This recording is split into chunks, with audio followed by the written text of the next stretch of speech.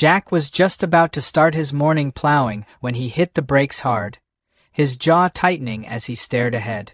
Right there, smack in the middle of his farm road, sat a shiny red sedan like a brick wall, blocking his way completely. His knuckles turned white on the steering wheel. At first, he thought maybe someone had broken down, but when he looked a little closer, he saw her, arms crossed, sunglasses perched on her nose, standing beside the car like she owned the place. It was Karen, again. He exhaled sharply, gripping the tractor's lever as he rolled forward slowly. Maybe, just maybe, she would come to her senses and move before he had to get down and deal with this nonsense. But of course, that was wishful thinking. The woman didn't even budge. If anything, she squared her shoulders like she was expecting a battle. Jack let out a low chuckle, shaking his head. "Morning, ma'am. Mind moving your car?" He kept his voice level, but there was a thread of irritation buried underneath.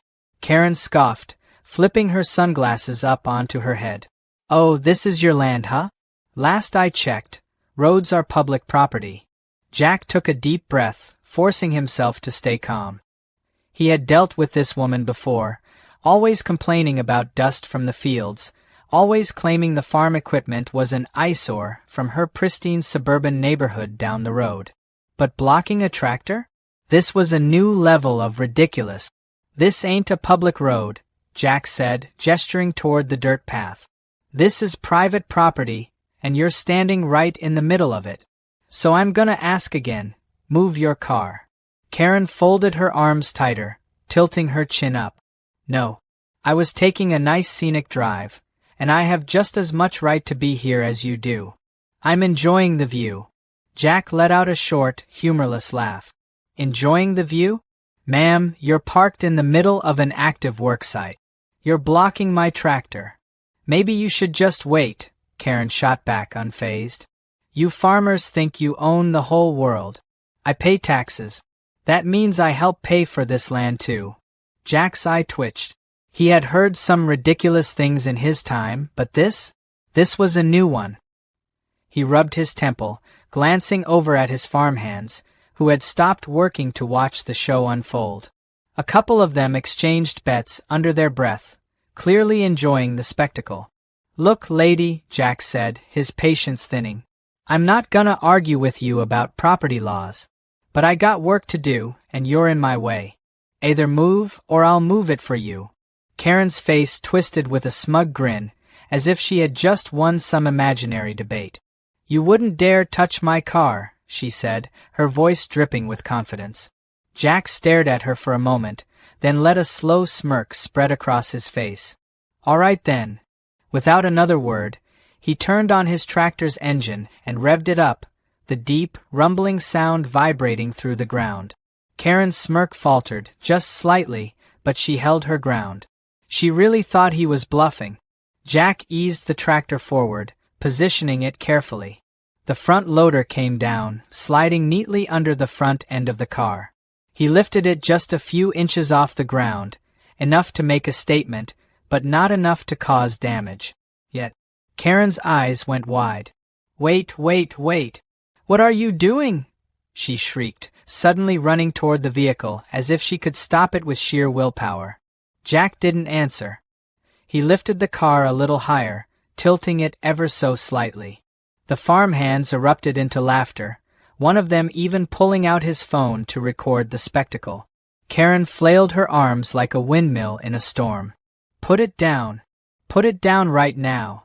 Jack finally spoke, voice steady as ever. "Oh, I thought you were enjoying the view?" Karen stomped her foot, looking around frantically as if searching for backup. "This is illegal. I'm calling the police." Jack sighed, rolling his eyes. "Go right ahead." She fumbled with her phone, her fingers shaking as she dialed. Jack didn't stop.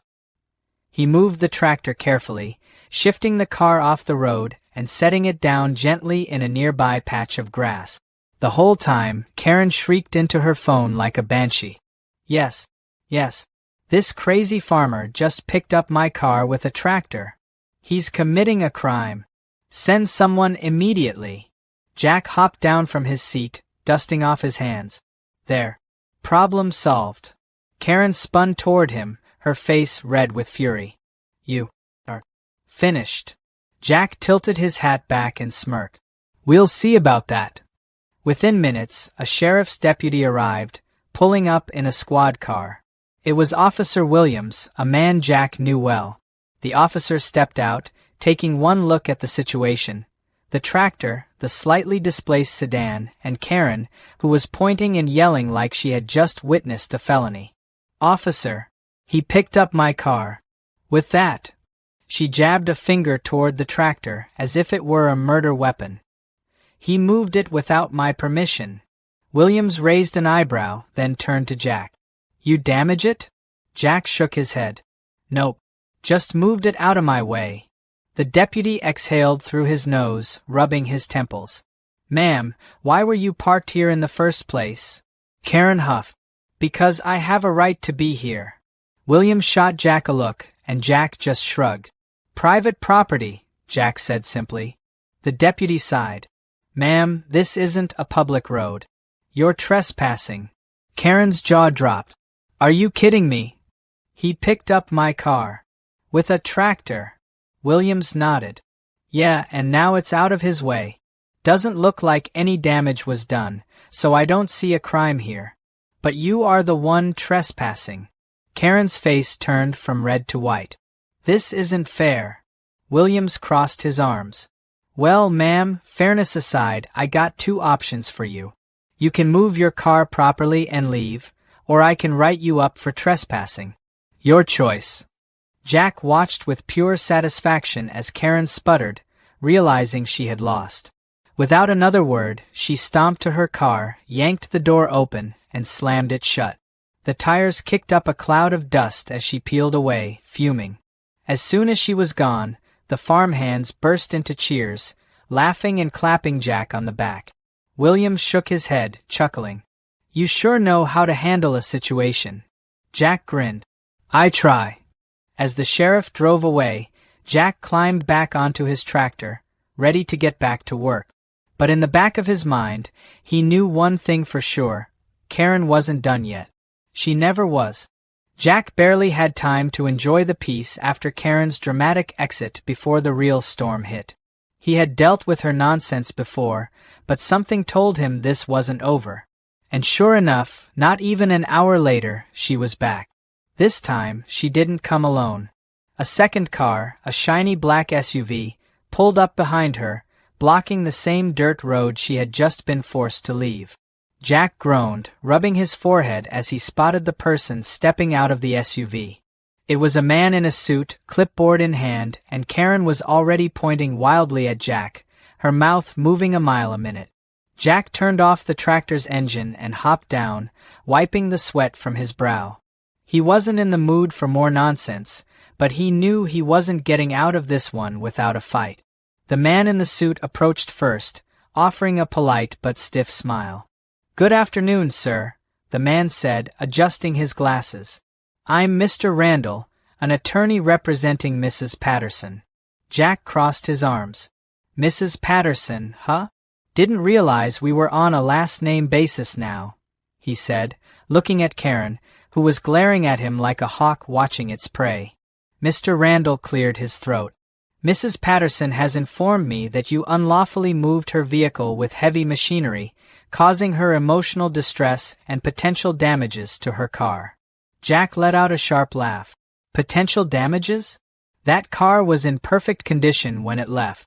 And emotional distress? What about my distress, having to deal with this ridiculous nonsense while I'm just trying to do my job? Karen gasped dramatically, clutching her chest like he had just physically attacked her. This is exactly the kind of behavior I was talking about, she shouted. This man thinks he can bully people just because he drives a tractor. Jack glanced at Mr. Randall, who looked slightly uncomfortable but still determined to go through the motions. Mr. Patterson, I strongly advise you to resolve this matter before it escalates. Jack raised an eyebrow. Escalates? Into what? She was trespassing. I moved her car out of my way without a scratch, and the sheriff told her to leave. What exactly is left to resolve? Karen stomped her foot, her face turning red again. You should have asked my permission before touching my property. Jack shook his head, exhaling slowly. Lady, if I see a rock in my field, I move it.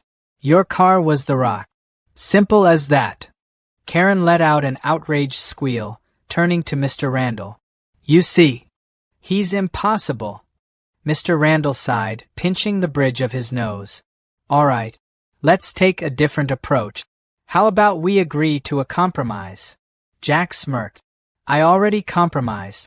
I could have just pushed the car into a ditch, but I was nice enough to set it down gently. Karen threw her hands in the air. That's not a compromise. That's an attack. Jack took a deep breath, glancing around at his farmhands, who were gathered again, openly enjoying the drama. He had to admit it was almost entertaining, if it weren't so annoying. Mr. Randall, sensing he was losing control of the situation, took a different angle. Mr. Patterson, I understand you have work to do, and Mrs. Patterson has expressed concerns about access to this area. Perhaps a formal agreement could be reached to prevent future misunderstandings. Jack narrowed his eyes. What kind of agreement? Karen perked up, looking smug. I want an access route through this land, she said, her voice dripping with self-importance. A designated pathway where I can walk or drive whenever I want. That way, I won't be accused of trespassing. Jack stared at her for a long moment, then burst out laughing. You want me to give you a right-of-way through my land, so you can interrupt my work anytime you please? Karen nodded, as if she had just suggested the most reasonable thing in the world. Exactly. That way we avoid future conflicts. Jack turned to Mr. Randall. You hear this, right? This isn't some prank. Mr. Randall sighed. I do hear it. And legally, she doesn't have the right to demand that without compensation. Karen's face twisted. What do you mean, compensation? Mr. Randall hesitated. You would need to purchase an easement, which would require an appraisal, negotiations, and ultimately, the landowner's agreement. Jack grinned. So, in other words, she'd have to buy the right to use my land? Mr. Randall nodded. Essentially, yes. Jack turned to Karen. All right then. You want access? I'll sell you an easement. Karen's eyes lit up. Yes. Finally, you're seeing reason. Jack pulled out his phone, tapped a few buttons, then turned the screen around to show her. That'll be $100,000. Karen's mouth fell open. What? Jack shrugged. That's the price. It's a prime access point, after all. You want it? Pay up. Karen sputtered, looking between Jack and Mr. Randall. This is extortion. Mr. Randall, to his credit, was trying very hard not to laugh. Mrs. Patterson, he is legally allowed to set the price. That's how easements work. Karen let out a furious growl. Forget it. I'll find another way. Jack smirked. You do that. Karen whipped around and stormed back to her car, slamming the door so hard that the whole vehicle rocked. The SUV peeled out seconds later, kicking up another cloud of dust as it sped down the road. The farmhands erupted into cheers again, clapping and shaking their heads. Jack turned to them. Y'all get back to work before I start charging you for tickets to this circus. They laughed but got back to work, and Jack finally climbed back onto his tractor, shaking his head. He should have known Karen wouldn't quit that easily. And he was right, because later that night she came back. And this time she had a new plan. Jack had just settled down on his porch with a cold drink, enjoying the peaceful evening, when he noticed something strange near the edge of his property. At first, he thought it was just the wind rustling through the trees, but then he saw a shadow moving in the dim light. His stomach clenched. No way. She wouldn't be that stupid.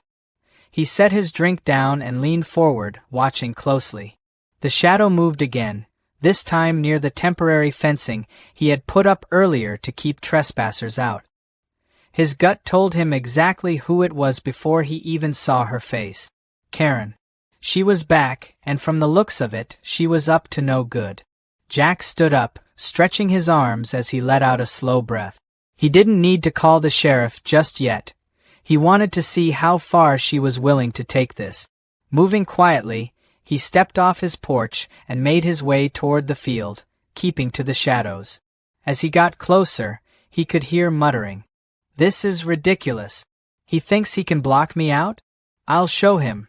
Jack smirked to himself. Yep, she was trying to remove the fence. He could see the glint of something in her hand, bolt cutters. She was cutting through the wire, her movements frantic but determined. Jack took another step, his boots crunching against the dirt. Karen froze, then whipped around, eyes wide like a deer caught in headlights. "Evening," Jack drawled, crossing his arms over his chest. Karen's face went from panic to anger in half a second. You have no right to keep me out of this land." Jack raised an eyebrow. "I'm pretty sure that's exactly what property ownership means." Karen huffed, gripping the bolt cutters tightly. "You don't get it, do you? You can't just claim land and keep people from using it. That's not fair." Jack let out a short laugh. "Lady, this ain't a community park. This is my farm. My business. And you? You're trespassing. Again." Karen's nostrils flared. "I wouldn't have to trespass if you'd just given me access like a decent neighbor." Jack sighed, shaking his head. "You're really doubling down on this, huh? You know, most people, when they realize they've lost, just take the L and move on." Karen jabbed a finger at him. "I don't lose." Jack smirked. "Oh, you're about to." Before she could respond, the rumbling sound of an engine broke through the night. Karen turned her head, confused. Then she saw them. Two of Jack's biggest tractors were slowly rolling forward, piloted by a couple of his farmhands. They weren't moving fast, but they were positioned perfectly, one coming in from the left, the other from the right, closing off her only escape route. Karen's expression twisted into something between outrage and panic. "You can't do this. This is harassment." Jack shrugged. "Looks like you're stuck." Karen spun around, looking for a way out, but it was too late. The tractors had boxed her in. She was trapped between them, the fence, and Jack. Then, just to add to the situation, a familiar set of flashing blue and red lights appeared down the road. The sheriff's deputy had arrived. Karen let out a strangled noise. "No, this is not happening." Jack chuckled. "Oh, it's happening." The squad car came to a stop, and Officer Williams stepped out, his expression already tired. He took one look at Karen, the fence, the bolt cutters in her hand, and then at Jack. "You know, Jack, I had a feeling I'd be back here tonight," Williams said, rubbing his temples. Jack nodded. "Yeah, me too." Williams sighed and turned to Karen. "Ma'am, tell me you have a good reason for being out here with a set of bolt cutters on someone else's property." Karen crossed her arms, her whole body shaking with anger. "I was just making sure he wasn't trying to cheat me out of my rights." Williams blinked. "You're what?" Karen's voice pitched higher. "I should be allowed to use this land. He's being unreasonable. I was just checking the fence to see if it was legally installed." Williams exhaled through his nose. "Ma'am, that's not how the law works. At all." Karen stomped her foot. "You're all conspiring against me. This is small-town corruption." Williams took out his notepad. "Ma'am, you're trespassing. Again. And now you've damaged private property. That's vandalism." Karen's jaw dropped. "Vandalism? It's just a fence." Williams flipped a page in his notepad. "And the last time I checked, damaging a fence on someone else's property is a crime." Karen shook her head wildly. "This is insane. You can't arrest me for this." Williams looked unimpressed. "Actually, I can." Karen let out a shriek as Williams pulled out his handcuff. "No. I will not be treated like a criminal." Jack just watched, thoroughly entertained, as Williams gave her the standard spiel about trespassing laws while she tried to argue her way out of it. But the moment Williams clicked the cuffs around her wrists, her fight turned into full-blown hysteria. "You'll regret this. You'll all regret this," she screamed as Williams led her toward the squad car. Jack tipped his hat. See you around, Karen. She kicked at the dirt as she was shoved into the back seat, still screaming about her so-called rights. The door slammed shut, muffling her voice just enough for Jack to finally enjoy the peace and quiet. Williams walked back over, shaking his head. She really doesn't know when to quit, huh? Jack sighed. Nope. But at least now she'll have some time to think about it. Williams nodded, making a note in his pad. We'll book her for trespassing and property damage. Might be enough to keep her off your land for good this time. Jack smirked. I won't hold my breath. The squad car pulled away, the flashing lights disappearing down the road. The farmhands who had been watching from a distance finally let out whoops of laughter, clapping and cheering. Jack turned to them. All right, that's enough fun for one night. Y'all get some sleep. We got work to do in the morning. The men chuckled but started heading back toward the barn. Jack lingered for a moment, taking one last look at the broken section of the fence. He'd fix it in the morning. For now, though, he was just going to enjoy the fact that, at least for tonight, Karen was finally someone else's problem.